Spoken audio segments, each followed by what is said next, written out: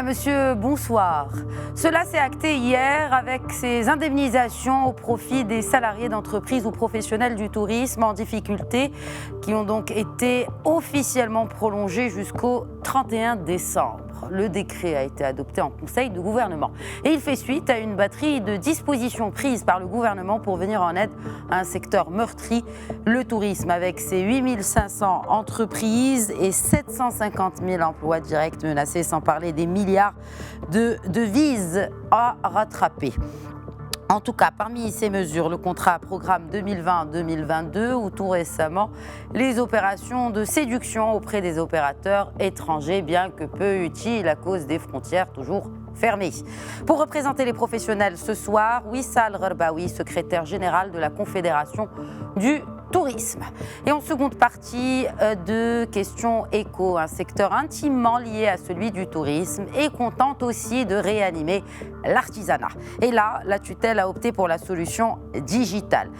Tapis, babouches ou poteries marocaines confectionnées par nos artisans, bientôt commercialisées sur les plateformes de e-commerce. Pour quelle cible? Quels sont les produits concernés et surtout pour quels résultats? Élément de réponse en compagnie de Moad Kebdani qui représente la maison de l'artisan. Il répondra à nos questions. Bienvenue à toutes et à tous.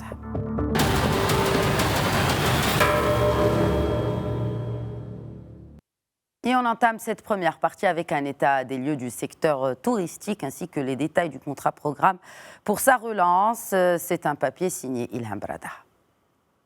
21 mesures, ce sont là les dispositions du contrat programme 2020-2022, un dispositif qui ambitionne de donner une forte impulsion au secteur du tourisme. À terme, il devra insuffler une dynamique pour accompagner la relance du secteur et sa transformation. Cette feuille de route sectorielle a 3 objectifs majeurs: préserver le tissu économique et l'emploi, accélérer la phase de redémarrage et poser les bases d'une transformation durable pour le secteur lourdement impacté par la pandémie du coronavirus. Le ministère de l'Économie, des Finances et de la Réforme de l'Administration a annoncé une chute abyssale des recettes touristiques. Un repli de l'ordre de 33,2%, soit 11,1 milliards de dirhams au terme des 6 premiers mois de 2020. Parallèlement, le Royaume a connu cette année une baisse de 69% pour les arrivées touristiques, de 60% pour les recettes en devises et d'environ 50% en termes d'emploi. La signature du contrat programme en août dernier devra à terme permettre de positionner la destination Maroc dans l'ère de l'après-Covid-19. Le Royaume devra s'adapter aux nouvelles réalités du marché et anticiper les changements dans les modes de consommation des touristes. Ce nouveau programme entre dans le cadre du pacte pour la relance économique et l'emploi, doté d'une enveloppe de 75 milliards de dirhams. Un pacte qui fait partie d'un plan plus vaste consistant à injecter 120 milliards de dirhams dans l'économie marocaine, tel que annoncé par le roi Mohamed VI lors de son discours du trône. Et depuis Rabat, par Skype avec nous, Wissal Rerbaoui, secrétaire général de la Confédération du tourisme. Bonsoir Wissal Rerbaoui. Bonsoir Khadija.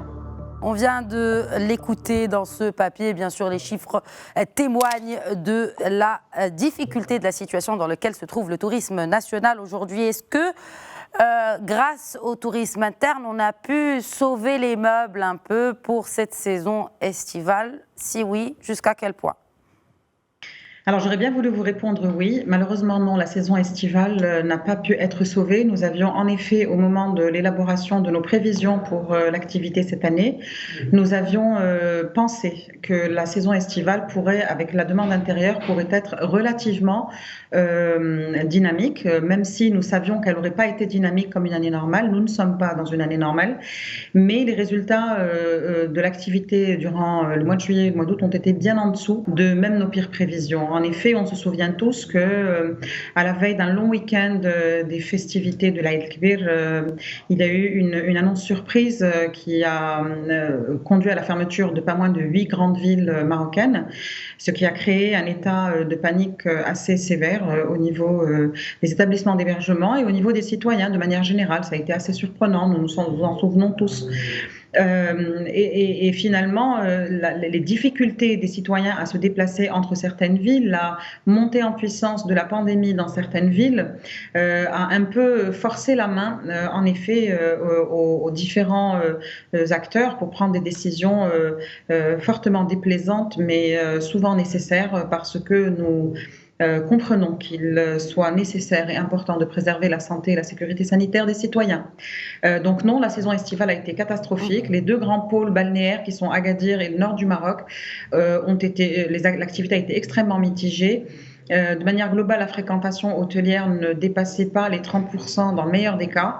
Maintenant, l'activité dans les villes et toute la dynamique économique liée à l'industrie touristique dans les villes n'a pas pu être au rendez-vous parce que énormément de contraintes de fréquentation des établissements de restauration, des contraintes, nous nous souvenons de la polémique autour des horaires de fermeture, des contraintes au niveau des facilités de déplacement. Lorsque vous vous déplacez dans une ville en vacances, vous ne passez pas votre vie au bord de la mer ou dans votre chambre d'hôtel. Vous devez aussi être en mesure de consommer à l'intérieur de la ville, de fréquenter des endroits, d'aller dans des musées, des jardins, autres. Extrêmement compliqué d'organiser l'activité de l'industrie touristique dans des conditions pareilles. Donc l'été n'a pas réussi n'a pas pu être à la hauteur de nos espérances, malheureusement. Donc là, on plante le décor.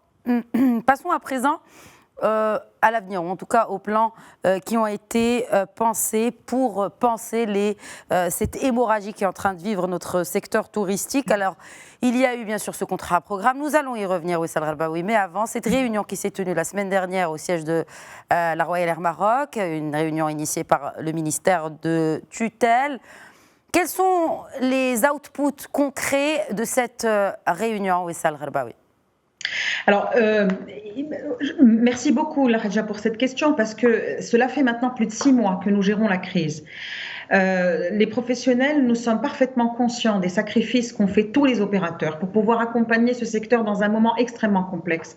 Notre priorité a été en effet le maintien de l'emploi et le soutien aux entreprises. Vous le savez, notre secteur est fait essentiellement de TPME. Il y a eu dans un premier temps, vous en avez parlé très vite, le contrat programme qui a été destiné dans un premier temps à gérer les mesures de contingence ô combien nécessaires pour le maintien du soutien aux entreprises pour qu'elles puissent tenir le coup jusqu'à la fin de cette année. Ensuite, il n'a pas été pensable pour nous, en tant qu'opérateurs, de rester en train d'attendre le 31 décembre. Nous savons que les mois que nous traversons maintenant sont extrêmement durs. Le contrat programme a été élaboré pour soutenir les entreprises et les emplois durant cette période compliquée. Maintenant, il faut aussi qu'on prépare la relance. Et ça, c'est un grand enjeu. Il faut qu'on prépare la reprise. Dans ce cadre-là, nous avons réuni, j'ai envie de dire, l'état-major du tourisme, secteur privé. Nous avons mené des réflexions et élaboré un certain nombre de propositions. Nous nous sommes très rapidement réunis également avec l'administration de tutelle au complet, où Madame la ministre a été à l'écoute, mais en même temps a été aussi dans l'anticipation d'un certain nombre de sujets.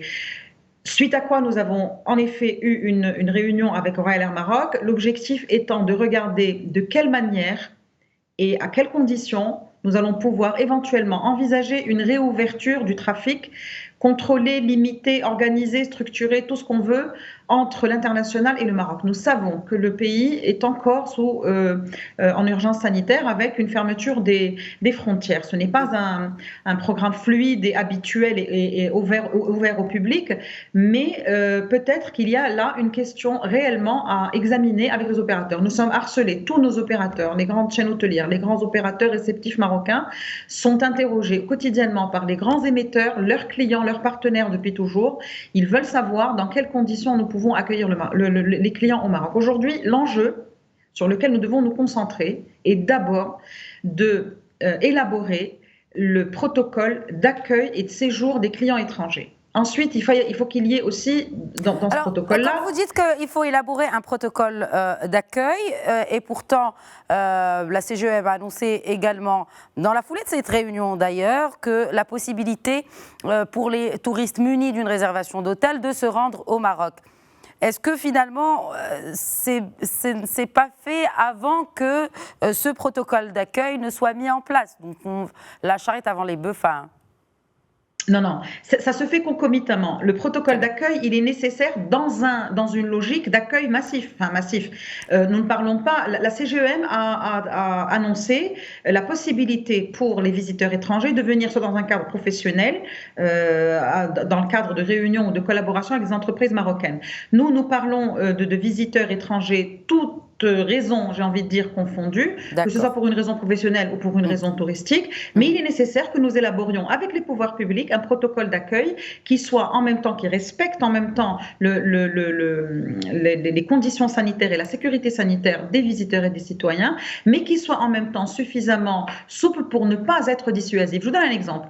Lorsque vous exigez un test PCR datant de 48 heures, c'est quasi impossible de le faire à partir de la France. Pourquoi ? Parce que les délais d'attente aujourd'hui, au vu du volume de demandeurs, il est extrêmement élevé. Il faut une semaine pour avoir un rendez-vous et une autre semaine pour avoir ses résultats.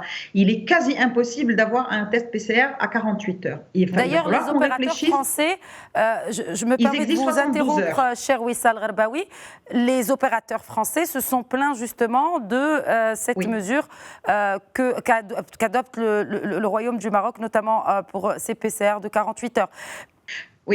Oui, en effet, avec tous les échanges que nous avons avec les opérateurs français notamment, il est question aujourd'hui de trouver un protocole qui soit intelligent, qui soit efficace et qui soit suffisamment souple pour ne pas être dissuasif. Aujourd'hui, il y a des contraintes, il faut qu'on le sache. Au Maroc aussi, allez faire un test PCR aujourd'hui, revenez le 15 octobre. J'en ai fait l'expérience hier moi-même. On ne peut pas travailler hors sol sans considérer les contraintes qui sont liées à l'application des mesures sanitaires. Et on ne peut pas, d'un autre côté, rester les bras croisés en attendant que la question sanitaire soit réglée. C'est juste impossible et impensable. Et donc, il va falloir trouver un juste milieu dans un accord construit qui tient compte des contraintes réelles et des limites de la souplesse sanitaire, mais qui tient compte aussi de notre besoin de reprendre une activité, parce que je pense qu'il serait illusoire à ce stade de se dire on va attendre que la pandémie s'arrête. Tous les experts et les scientifiques, et je n'en suis pas une, sont unanimes sur le fait que cette pandémie ne s'arrêtera pas demain. Attendre une date, attendre un vaccin, attendre la lune, attendre la pluie... La date que vous attendez, c'est l'ouverture des frontières, ou en tout cas un assouplissement des mesures demandées pour se rendre au Maroc. Est-ce que vous pensez que ces opérations qu'est en train de mener le Maroc à l'international, des opérations de séduction, notamment envers des opérateurs européens en l'occurrence, est-ce que vous pensez que ça ne remet pas le Maroc dans les radars des opérateurs internationaux tant que cette question n'est toujours pas résolue ? L'opération de séduction à ce stade, elle est importante. Ce qui est absolument nécessaire, c'est qu'on ne doit pas se faire oublier de nos prescripteurs en tant que destination. Ça, c'est fondamental. Et on ne doit pas se faire oublier par nos clients, par nos visiteurs, par les citoyens du monde par rapport à notre destination. Et il faut en effet un dosage intelligent et un dosage équilibré qui tient compte en effet de la situation actuelle et qui est réelle et factuelle certes, les mesures ont été assouplies pour accéder à notre pays. Il y a un certain nombre de conditions. Nous essayons de regarder comment est-ce qu'on va pouvoir être un peu plus dans l'agilité pour permettre à notre destination et à notre industrie de bien profiter de cet assouplissement-là. Nous y travaillons tous les jours, croyez-moi, avec les pouvoirs publics. L'administration du tourisme est extrêmement mobilisée avec nous, l'administration de l'intérieur, l'administration de la santé, au niveau territorial également. Tous les opérateurs au niveau territorial et au niveau de la Confédération sont mobilisés. Aujourd'hui, personne n'a mis en place une méthode ou une recette qui fonctionne à 100%. Regardez en France, ils ont fait le choix de maintenir le tout fermé alors qu'ils enregistrent à peu près 6000 cas chaque jour. Ils ont fait ce choix, ils l'assument. La vie est à quasi normale aujourd'hui en France et ailleurs.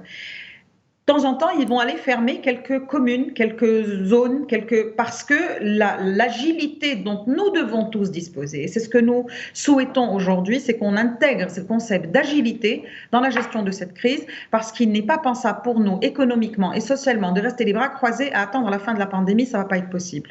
Les mesures de contingence ont été nécessaires et elles sont vitales pour le maintien des entreprises et le maintien des emplois et le maintien de l'écosystème touristique, mais elles vont s'arrêter fin décembre.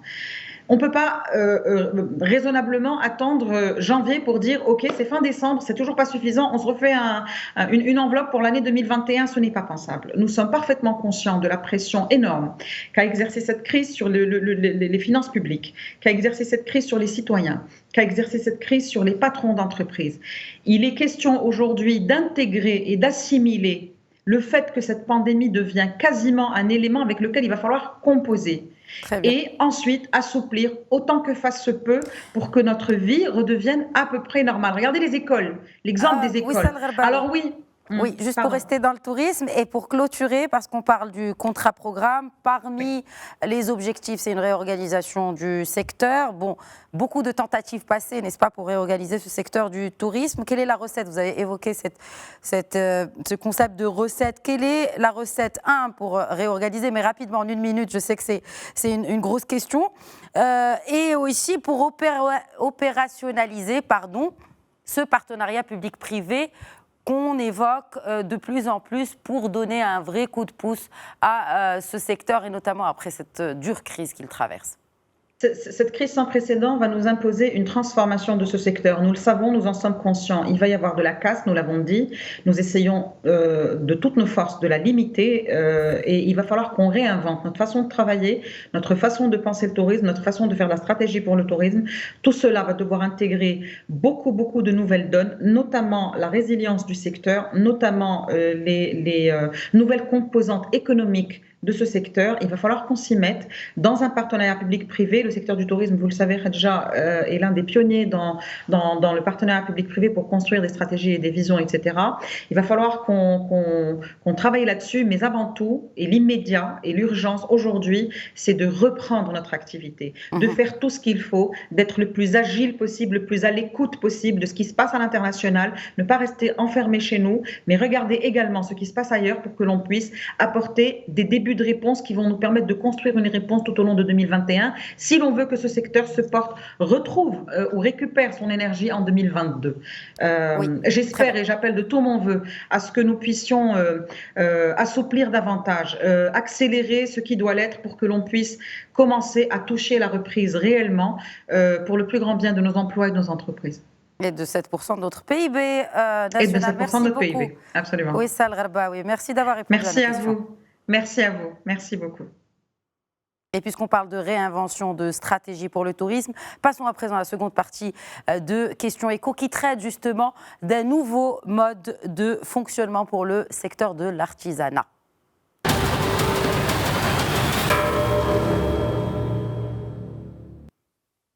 Mais avant, je vous propose de suivre ce papier de Zine Messali qui revient sur l'impact de cette pandémie de Covid-19 sur le secteur de l'artisanat, mais aussi sur ce partenariat qui a été signé entre la Maison de l'Artisan et des plateformes de e-commerce pour commercialiser nos produits de l'artisanat marocain. Regardez.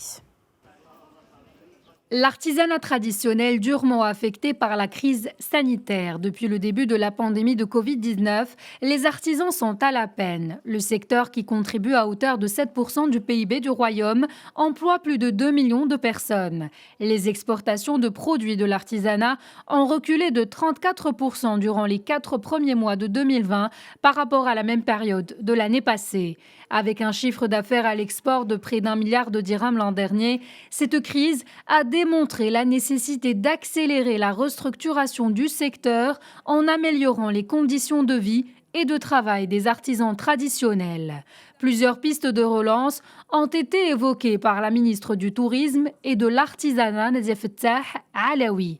Dernière en date, les conventions qui viennent d'être signées ce début du mois entre la Maison de l'Artisan et des plateformes d'e-commerce. Objectif, permettre d'écouler plus facilement les produits et encourager les artisans locaux à se lancer dans la vente en ligne. 7 partenaires exerçant sur des marchés divers et ciblant une large gamme de produits d'artisanat ont été retenus au terme de l'appel à manifestation. À travers cette initiative, les artisans intéressés pourront intégrer la plateforme de leur choix et bénéficier de multiples services et avantages, notamment la création gratuite de boutiques et de catalogues pour l'exposition de leurs produits. Dans ce contexte sanitaire, Ces conventions vont permettre de relancer le secteur et diversifier les canaux de distribution des produits. Et avec nous depuis Rabat par Skype, Mouad Kebdani, directeur de la communication de la Maison de l'Artisan. Bonsoir Mouad Kebdani. Bonsoir madame. Est-ce que peut-être vous avez quelque chose à ajouter par rapport aux chiffres et à l'état des lieux du secteur de l'artisanat aujourd'hui, après ces longs mois de crise et d'arrêt total de l'activité des artisans et de la commercialisation de leurs produits? Au niveau des chiffres, vous avez un peu relaté tous les chiffres disponibles, bien sûr, avant la crise. Peut-être il faut ajouter que le secteur contribue à 7% dans le PIB national et qu'il emploie 20% de la population active. Très bien. Alors, parlons justement de ce programme, n'est-ce pas, pour booster les ventes de ces produits de l'artisanat, notamment en l'absence de touristes qui viennent justement acheter sur place. Alors, de combien d'artisans parlons-nous dans le cadre de ce partenariat avec les plateformes de e-commerce? De tous les artisans de l'artisanat d'art et de production, surtout l'artisanat pour contenu culturel. De toutes les régions du royaume? De toutes les régions du royaume, toutes filières confondues. Alhamdoulilah, on a une multitude d'universités, de filières et de métiers, d'artisanat. Donc, tous les métiers, toutes les filières sont concernées par ces conventions. D'ailleurs, les plateformes qui ont été retenues, donc après, comme vous l'avez dit dans votre reportage, l'appel à manifestation d'intérêt qui a été lancé par la Maison d'Artisans, qui a permis de retenir donc les 7 plateformes avec lesquelles on a signé des conventions. Ces plateformes sont diverses. Il y a des plateformes généralistes, il y a des plateformes spécifiques dans des produits d'artisanat spécifiques, comme des produits du terroir, comme des produits de la bijouterie, comme des produits. Donc, il y a une multitude, il y a une diversité de choix pour les artisans. Comment vont faire ces artisans, justement, si ces artisans-là sont intéressés pour justement vendre leurs produits sur ces plateformes-là? Quelle est aujourd'hui la méthode à suivre pour adhérer à ce programme? Alors, premièrement, il y a un grand programme de communication qui se fait entre tous les directeurs régionaux et provinciaux de l'artisanat avec cette plateforme. Donc, on vient d'entamer une série de 7 rencontres avec toutes les plateformes. Et messieurs les directeurs régionaux et provinciaux de l'artisanat ont posé diverses questions, c'est-à-dire toutes les questions qui peuvent intéresser les artisans. Alors, ces derniers peuvent directement aller vers leur direction de l'artisanat ou bien poser leur candidature ou bien s'informer plus de toutes les plateformes disponibles. Deuxièmement, bientôt, vers la semaine prochaine, Inch'Allah, donc le site de la Maison de l'Artisan, le site internet, on a fait une refonte du site pour intégrer une rubrique e-commerce où ils pourront s'inscrire directement via ce site. Il y a une rubrique e-commerce où ils rentrent, ils regardent les plateformes, chaque plateforme, et puis ils peuvent choisir avec les abonnés. Chaque plateforme présente des services différents. Donc, ils ont l'embarras du choix. Et lorsqu'ils décident quelle plateforme ils vont choisir, ils cliquent il y a des boutons s'inscrire et ils vont s'inscrire.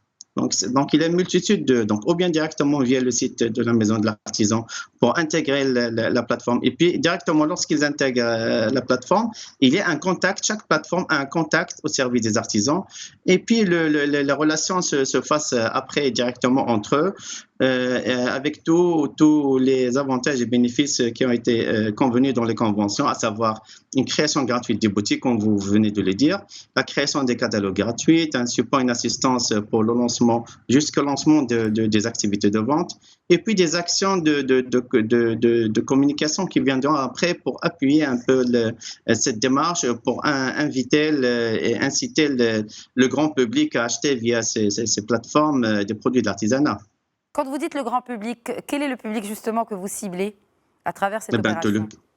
tout le public qui s'est mis au commerce électronique pendant cette pandémie surtout. Je crois que tous les Marocains ont découvert ce créneau de distribution et de commerce. Très bien.